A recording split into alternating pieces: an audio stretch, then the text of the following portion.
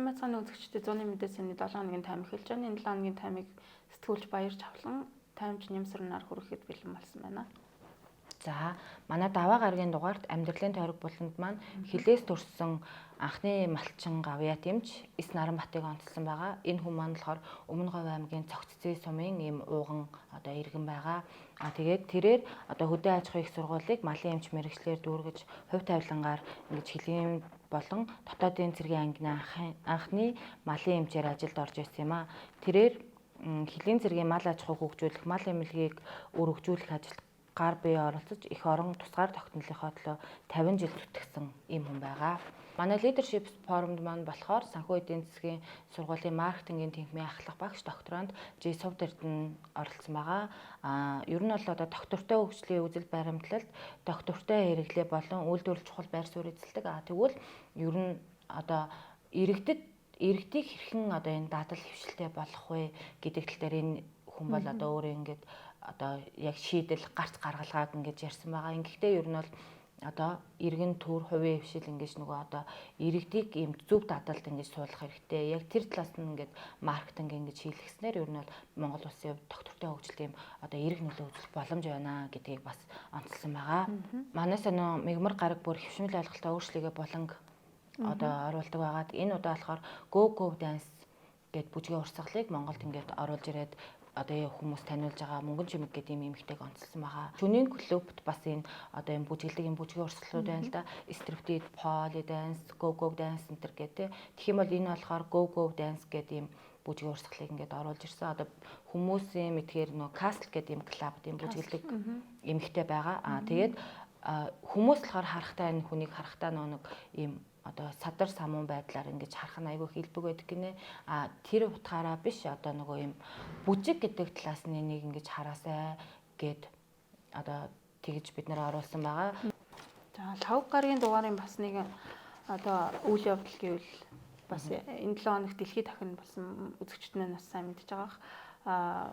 Ромын пап Францис тал төгсөн мэдээлэл бол даваа гарагт Ватиканоос мэдээлсэн. Тэгэхээр Францис гэдэг Ромын пап бол монголчуудын хувьд бас тийм ч одоо холын хүн биш. Өнгөрсөн жил манай улсад анх удаа Ромын пап гэдэг хүн айлчилсан өөрөө маш түүхэн айлчил байсан. Монгол Улсын ерөнхийлөгч Хүрэл Сүхийн урилгаар 3 дахь ерөнхийлөгч намрын их баяр Ватиканд очиж өөрийн биеэр бас урилгыг гардуулж өгчээсэн. Өнгөрсөн жилийн одоо 8 дугаар сарын 31-ээс 9 сарын 4-ний хооронд манай улсад анх удаа Ромын пап гэдэг хүн одоо католик шашны тэргүүний хувьар анх удаа айлчилсан. Гэгэн Ширээт улсын төрийн тэргүүнээс гадна дэлхий дээр 1.3 тэрбум католик шашинтан байдаг. Тэр шашин шүтдэг бүх хүний одоо гэгэн эцэг гэж хүндлэгддэг хүн Монгол улсад айлчлан гэдэг өөрөө Монгол улсын гадаад бодлого, Монгол улсын одоо олон улсад илэрхийлэгдэж байгаа байр суурийг бас маш өндөрт өргөсөн түүхэн айлчлал болсон. Тэгэхээр энэ хүн маань одоо 88 наснда тэнгэрт твшсэн энэ үйл явдал одоо ч гэсэн одоо эрх бямб гарагт оршуулах ёслол болно.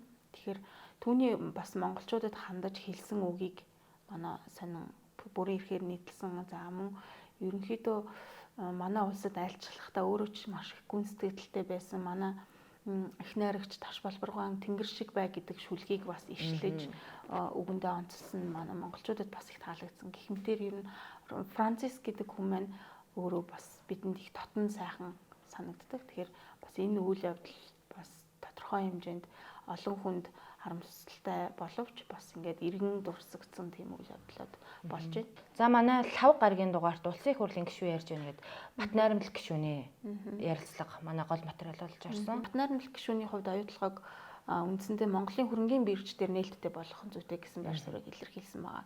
За чиний хувьд энэ 7 хоногт бас түүц эрхлэгчдийн асуудлыг нэлээд хөндөж 2 ч материал бичсэн байгаа. Тэгэхээр гол нь яг ямар зөв буруу гэдэг талаас ч юм уу тийм ээ иргэд бас нэлээд талцж байгаа. Өнгөрсөн бараг 2-7 хоногийн өмнөөс эхлээл түүцийг буулгах тухай асуудал яригдчих эхэлсэн. Тэгэхээр яг түүц эрхэлж байгаа хүнтэй очиод уулзахад ямар байсан, ямар сэтгэл төрж байв. Би 5 гарагийн дугаарт болохоор одоо яг бидний сайн мэдхээр 64-р дэлгүүрийн автобусны буудлын дээр байдаг түүц эрхлэгчтэй очиж уулзсан. Тэр иргэний хувьд болохоор одоо Монголд хамгийн анхны ингээд одоо түргүүлчлэгээний цэгийг хамгийн анх ингээд байршуулж эхлэхээс ахуулаад тэдний гэр бүл одоо энэ төц хэзэг зүйлтэй холбогдсон байгаа байхгүй яа. Тэгээд тэдний хувьд болохоор ийм бүх зүйлээ яг ийм шаардлагын дагуу стандарт нормын дагуу ингээд нөгөө нэг хэрэгжүүлээд ингээд бүх төлбөр мөнгөө төлөөд ямар ч юм асуудалгүй ингээд үйл ажиллагаа явуулж ирсэн.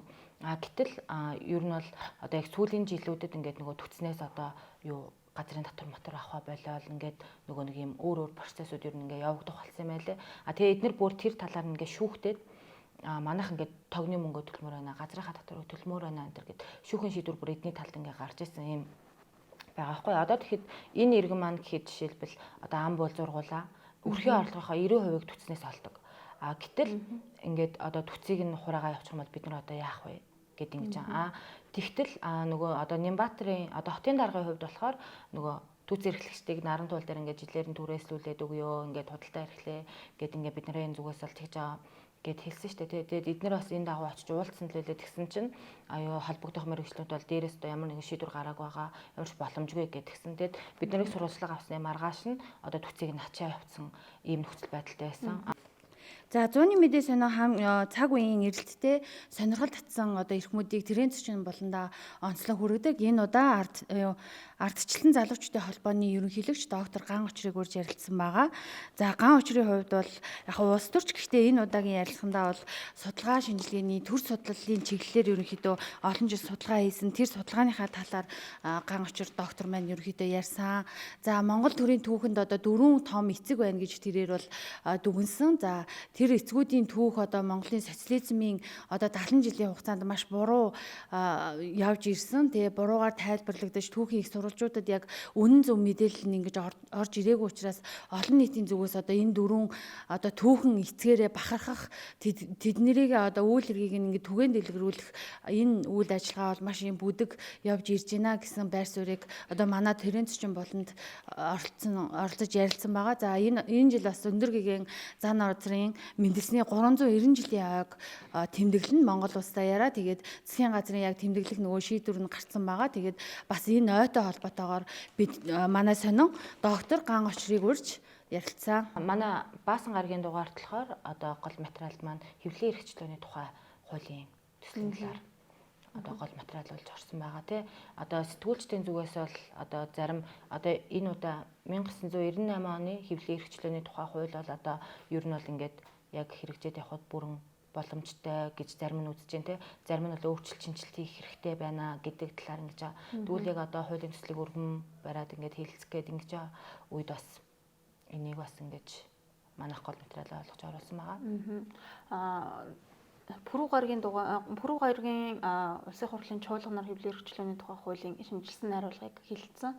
Үндсэндээ яг зарим гишүүдийн хувьд ялангуяа сэтгүүлчдийн салбараас төрсэн гишүүдийн хувьд одоо юу гэдгийг төрийн байгууллага нь өөрөө хэвлэл мэдээллийн байгууллагатай байх редакцийн одоо ажлыг баг хийж байгаа ийм том багтай байгаа нь бол зохисгүй юм а гэдэг асуудлыг бас ярьсан мэлээ. Тэгэхээр энэ асуудал бол одоо жишээ нь л одоо гишүүний ярьж байгаа энэ асуудал зөвхөн шинэ асуудал биш. Энэ бол хэвлэл мэдээллийн одоо яригдж байгаа хэвлэл мэдээллийн тухай хуулийн шинжилсэн найруулгад төсөлт нь эртнээс байсаар ирсэн. Тэгэхээр зөвхөн одоо өнөөдөр гаргаж ирж байгаа асуудал биш юм аа.